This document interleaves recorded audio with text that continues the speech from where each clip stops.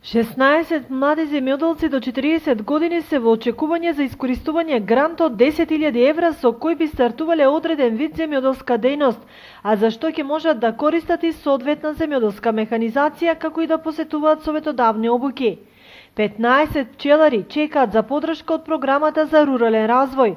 Овие две мерки се покажаа како релативно атрактивни за аплицирање во Агенцијата за развој на земјоделието во Виница. Во нашата општина немаше заинтересираност, меѓутоа оваа година пројавија интерес поголем број млади земјоделци и беа аплицирани околу 16 барања. Значи, за разлика од другите подмерки, од мерката 121, оваа мерка, помош на млади земјоделци, се работи за неповратни средства во вредност од 10.000 евра.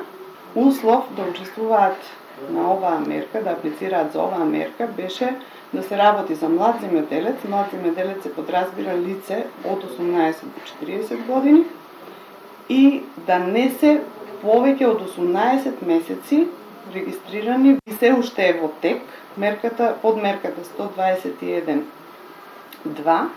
Тоа е набавка на пчеларска опрема и пчелни матици. Може да учествуваат сите пчелари кои што сакаат да набават пчеларска опрема во вредност до 800.000 денари или пак пчелни матици во вредност до 600.000 денари. До сега за оваа мерка 121.2 има околу 15 барања, меѓутоа очекуваме уште до крајниот рок, а тоа е 10 март. Виничките земјоделци приоритет даваат на земјоделската механизација, а речи се и да немаат интерес за подигнување нови лозови и овошни насади, како и за набавка на добиток од признати организации.